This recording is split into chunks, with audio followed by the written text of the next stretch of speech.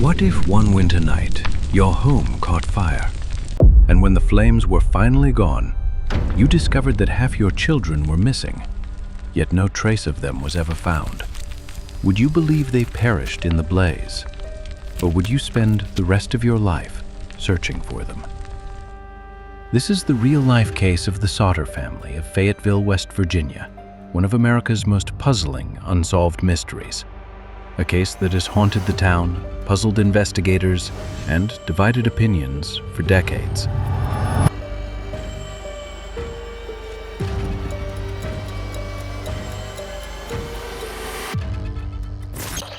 Hey, you found Hidden Truths.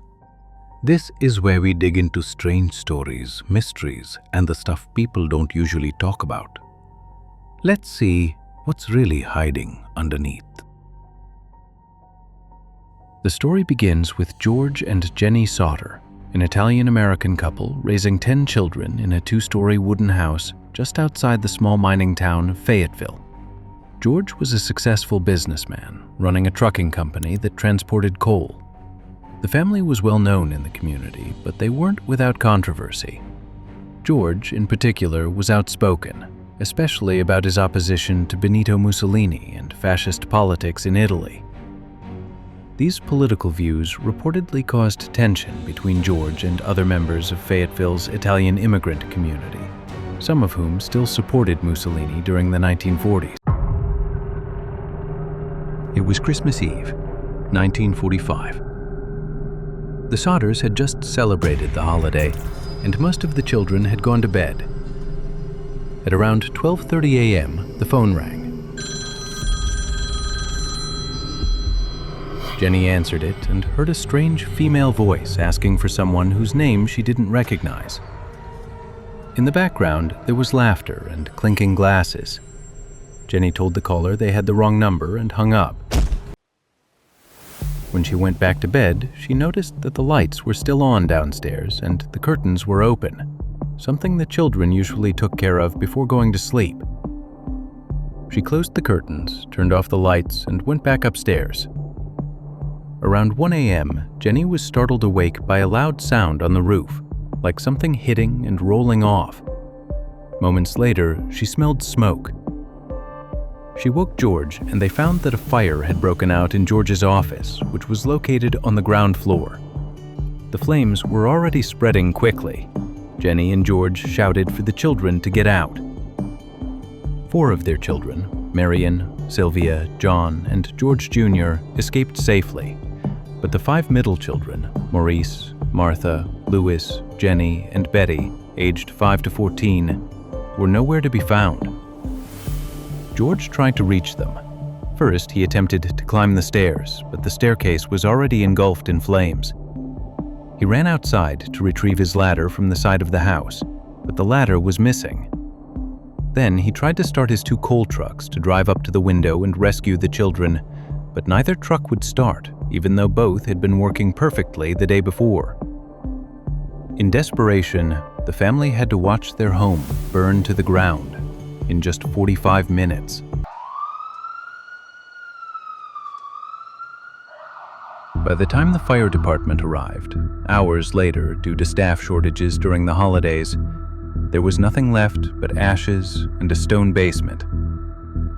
Fire Chief F.J. Morris told the Sodders that no remains had been found, suggesting the children's bodies had been completely incinerated.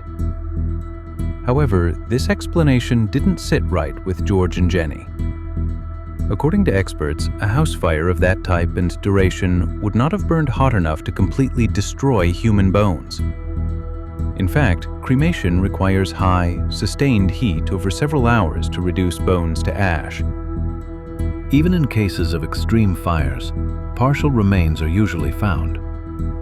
This discrepancy became the first of many red flags for the Sodders. In the days following the fire, several strange details emerged. First, the missing ladder was found tossed down an embankment far from the house.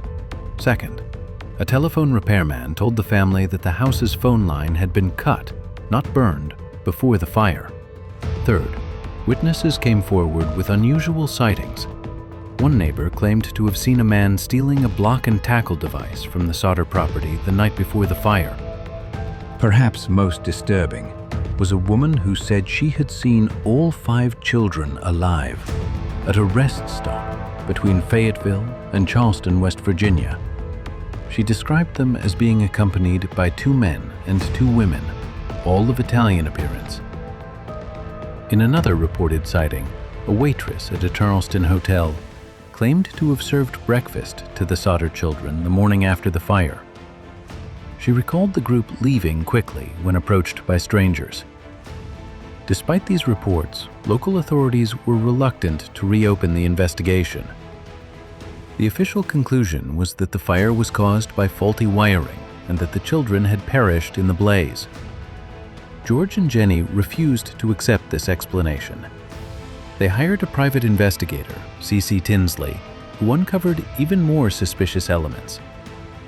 Tinsley learned that Fire Chief Morris had quietly told someone he found a heart among the ashes, placed it in a metal box, and buried it on the property.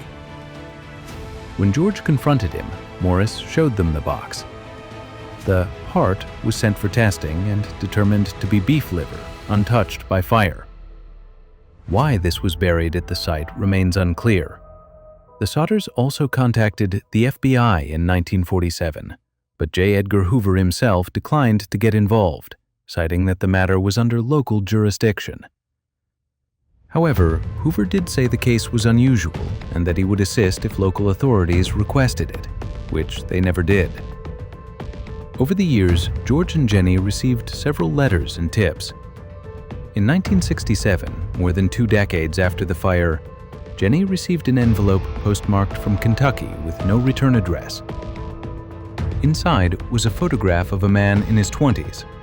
On the back was written, "Louis Sodder. I love Brother Frankie. Illil Boys. A90132 or 35. Louis was one of the missing children. The man in the photo resembled Louis as he might have looked grown up. The Sodders hired another investigator to track the letter, but he disappeared without a trace. The family also recalled an earlier incident that seemed suspicious in hindsight. A few weeks before the fire, a man had come to the Sodder home asking about work. He walked around to the back of the house, pointed to a fuse box, and remarked, "This could cause a fire someday." Another visitor, selling life insurance, became angry when George refused to buy. He allegedly said, "Your house is going up in smoke, and your children are going to be destroyed." As the years went on, George and Jenny dedicated their lives to finding the truth. They erected a large billboard along Route 16, displaying the children's photos and offering a reward for information. It became a landmark in Fayetteville, remaining there for nearly 4 decades. The billboard read, "On Christmas Eve, 1945, our home was set afire and 5 of our children kidnapped." Jenny, in particular, never stopped searching. She wore black clothing in mourning for the rest of her life. George passed away in 1969, still convinced that his children had been taken. Jenny died in 1989. After their deaths, the billboard was taken down and the case faded somewhat from public attention. But for the surviving Sodder siblings and their families, the mystery remains.